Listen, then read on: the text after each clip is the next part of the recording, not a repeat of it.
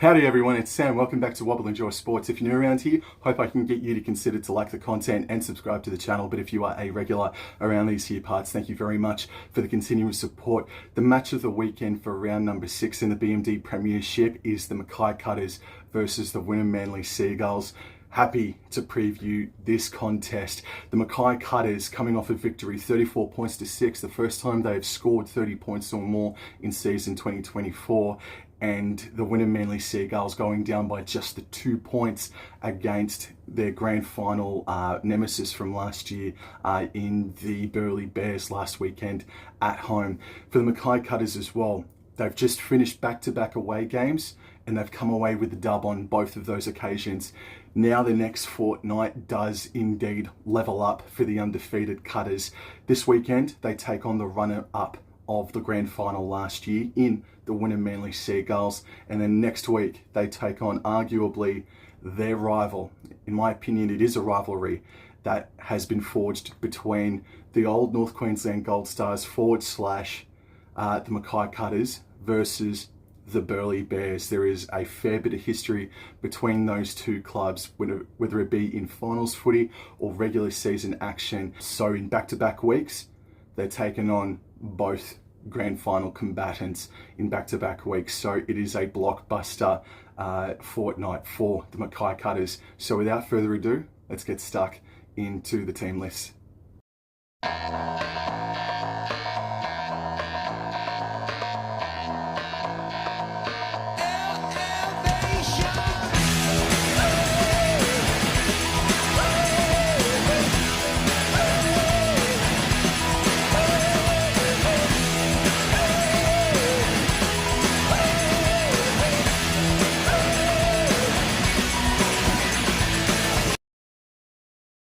The Mackay Cutters host the Wynnum Manly Seagulls in both the BMD and Host Plus Cup from BB Prince Stadium in Mackay this Saturday, and the BMD kicks off at 3:45 p.m. Going into the home side first, Crystal Blackwell is the fullback, Kim Hunt and Ebony Raffstrand-Smith are the wingers, Jasmine Peters and Shania Power are the centres.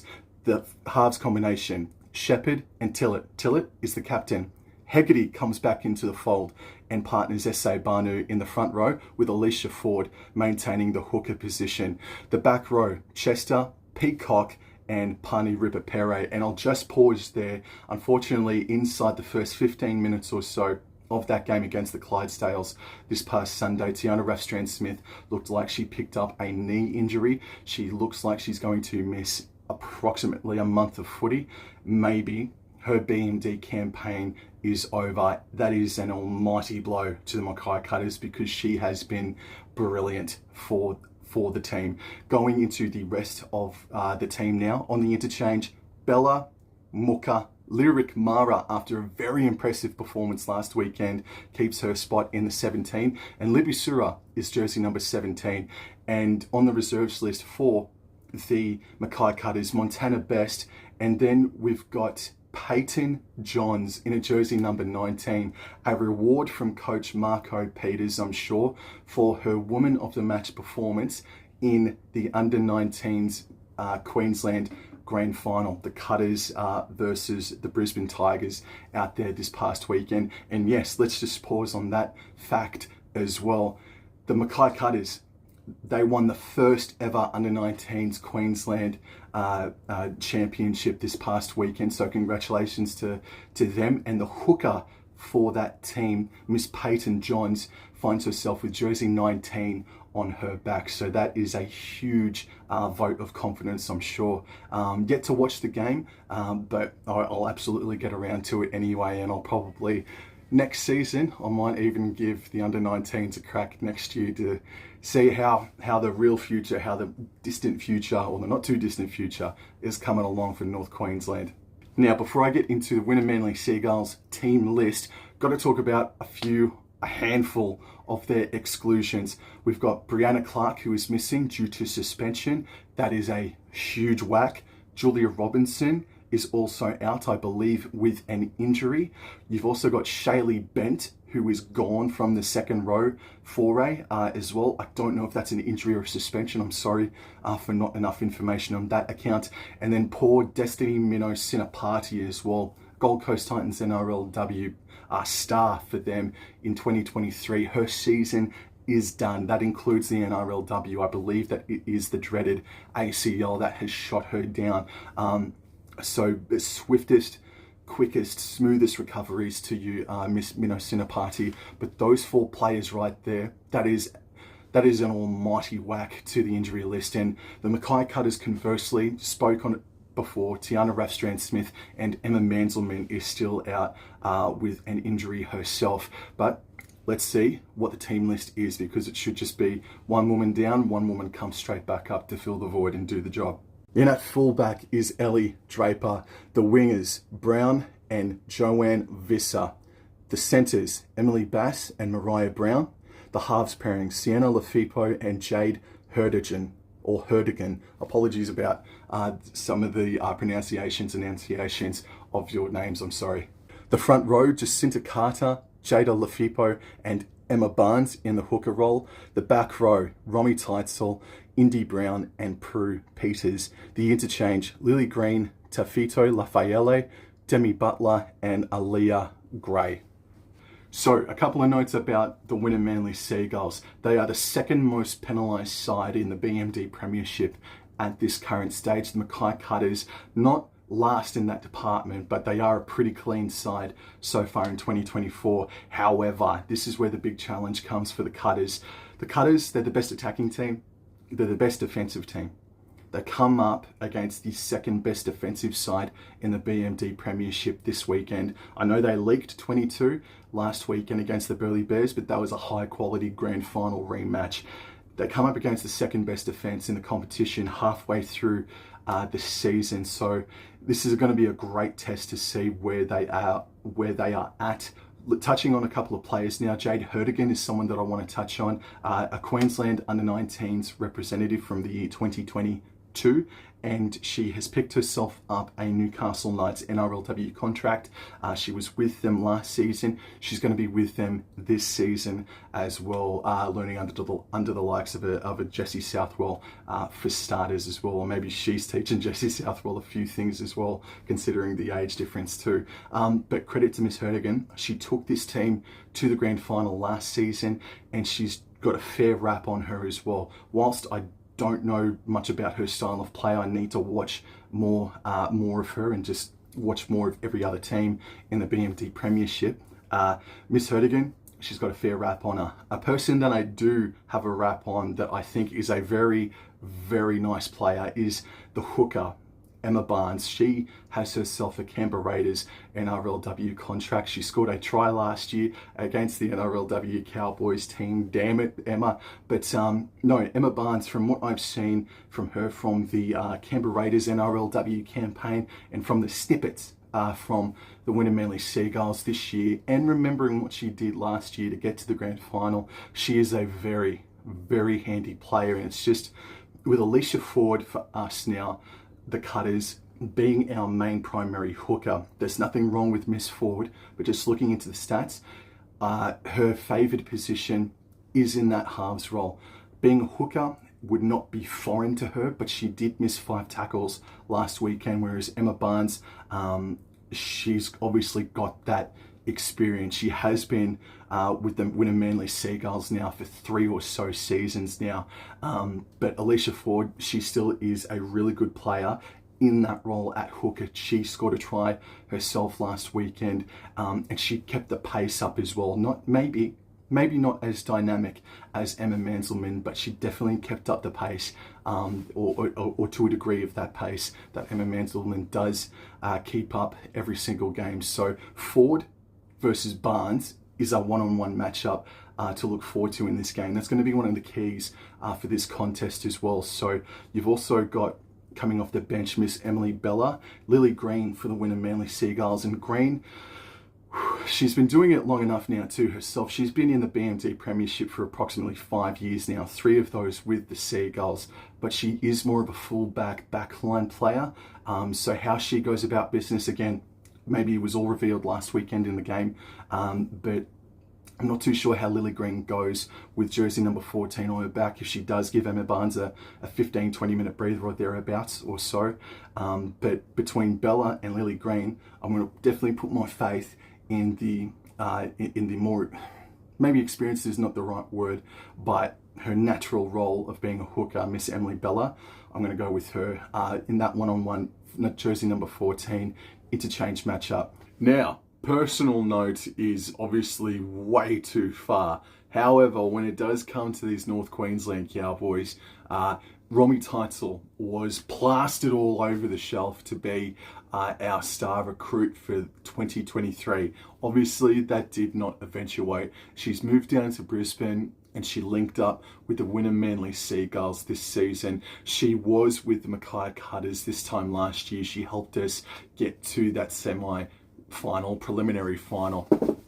But alas, this season for the Seagulls is doing tremendously well. She is leading in just about every single department there is available for the Wynnum Manly Seagulls. I'd say overall, in the entire competition, she'd probably be in conversation. I think she definitely is in conversation for second rower of the year. But let's say, for example, let's look at tackles made. She's cracked the century. She's sitting at approximately 14th overall, and that's where you'd probably have Romy Teitzel as so far as the overall view of every single player from every single club in the BMD Premiership this season. However, for Wynnum Manly, she is the leader in just about every stat there is available at the Seagulls. She has got the tackle breaks, she's got the tackles, she's got the line breaks herself.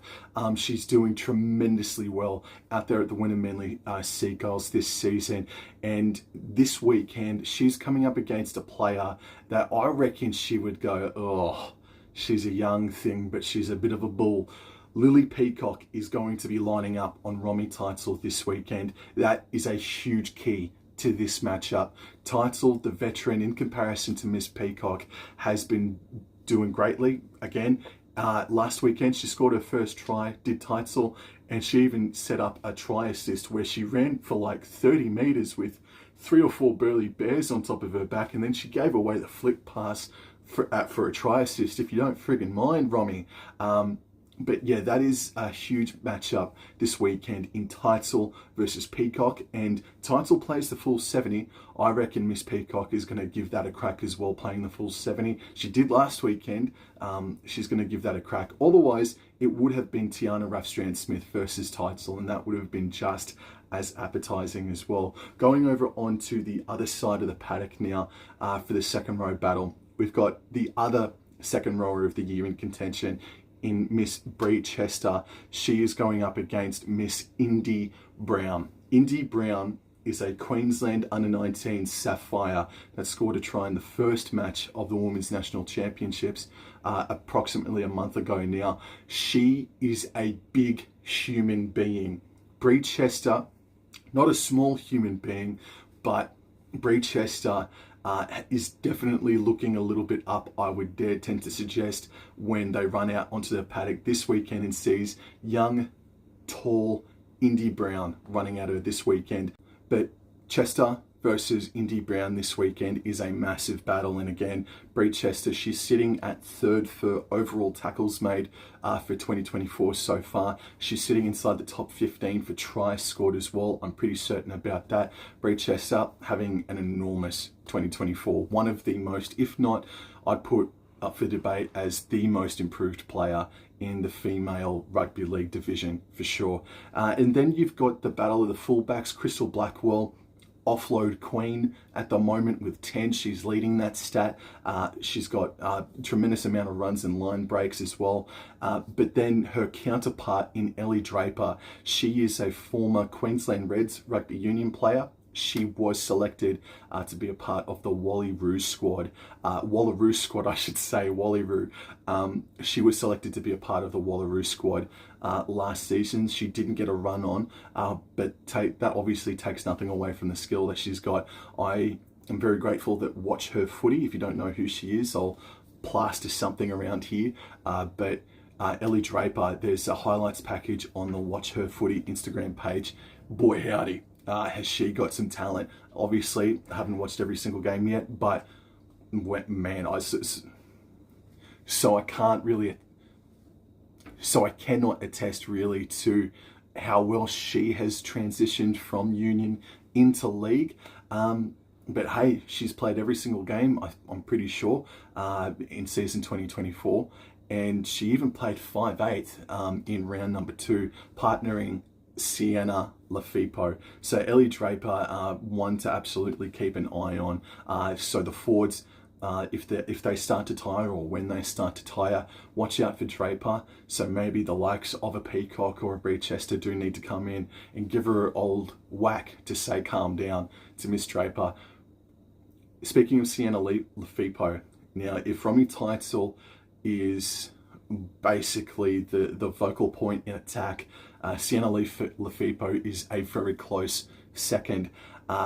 She is everywhere for the Wynnum Manly Seagulls this season. She's got herself a truckload of tries, and she is one that needs to be shut down this weekend if we can. Obviously, she is a terrific player, and she did make a difference to that Titans NRLW side in the 2023 season. So I would say coming into this contest, Romy Teitzel, Indy Brown, Sienna Lefepo, and just keep a lazy eye on Ellie Draper this weekend. With all due respect to the rest of the squad, of course, I mean, they're coming fourth on the competition ladder at the moment.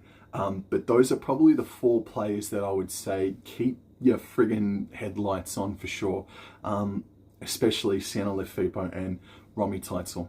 And obviously all this is due to possibly change, but at the moment, I think I've got this figured out that Miss Karina Brown and Emily Bass, they are on one side of the paddock. That is a pretty good centre wing combination on one side of the paddock. They're going to be going up against Miss Kim Hunt and also Shania Powler, who makes her first appearance for season 2024. I don't think Miss Powell, obviously with all due respect, I don't think she's going to play the full 70 minutes. That's why I think Libby Sura is on the bench in jersey number 17. I think Powler will get a first half out, and then they'll do the interchange, and Libby Sura will participate in that centre position. So Sura, she returned last weekend. I'm a daft one for not mentioning that was going to be, or that was her first game since the month of September. But seriously, Shania Power, welcome back to A-grade footy. NRLW is coming in the next couple of months, but for right now, welcome back to A-grade footy, Miss Shania Power. Just a tremendous player, and again, I reiterate, she was the BMD Premiership player for 2023, and now she's back this weekend. And so for the other centre wing combination battle this weekend, we've got Joanne Visser and Mariah Brown going up against Ebony Rathstrand-Smith and Jasmine Peters. I don't have much information on Miss Joanne Visser. Unfortunately, there's not much out there on her, but Miss Mariah Brown is a young Queensland under-17s country representative. She converted from Union to rugby league, and this is her debut season along with Miss Joanne Visser. I hope I'm pronouncing that right as well. Going up against Ebony Rathstrand-Smith and Jasmine Peters, they are proving to be a serious combination as well, man. I said this time last weekend that I think the left edge defensively for the Clydesdales is their Achilles heel, and blow me down, it was Peters, it was Ebony Rathstrand-Smith, it was Chester, it was Bella, it was Tillett that was scoring those tries down that right edge, attacking wise for the Mackay Cutters. And I think Jasmine Peters was just about the woman of the match last weekend for the Mackay Cutters, running for approximately 160 metres, and post-contact meters were through the roof. Did not miss a single tackle. I think she made approximately 10. Maybe I'm shortchanging her, and maybe I'm pumping up her tyres. But in any event, Jasmine Peters has been kicking ass for the past fortnight, and long may it continue.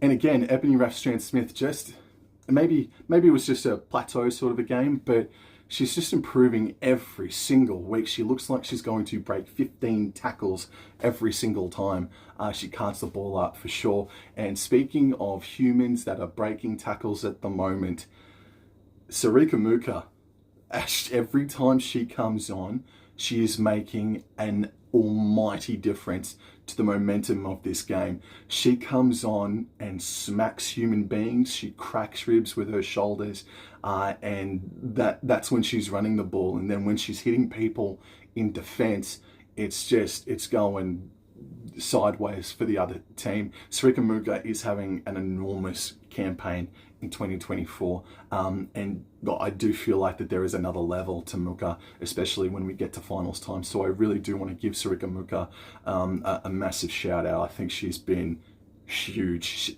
really intimidating player. You know, when she's coming out on the paddock, there's a presence about her, like, oh my god. Another shout out as well, Lyric Mara, I should say, I'm sorry. She made her first appearance for 2024. Didn't she make an impact off the bench? I reckon it was Peacock and it was Banu that started in the front row. And then Tiana Rastrand-Smith's injury threw things into a bit of a vortex, unfortunately, for a moment or two. But the opportunity came knocking for Lyric, and my goodness gracious, she rocked the Casbah, bro. Like, she did really well last weekend. So it's really nice to see that she's maintained her spot in the 1-17. So the Mackay Cutters, they went to Wynnum Manly's home and they thrashed him 30 points to 8. And S.A. Banu put in one of the best kickoff return runs I've ever seen, man. She made 40 meters off the kickoff. It was fantastic. So it's 2-0 for the Cutters, or the Gold Stars Cutters contingent, versus the Seagulls.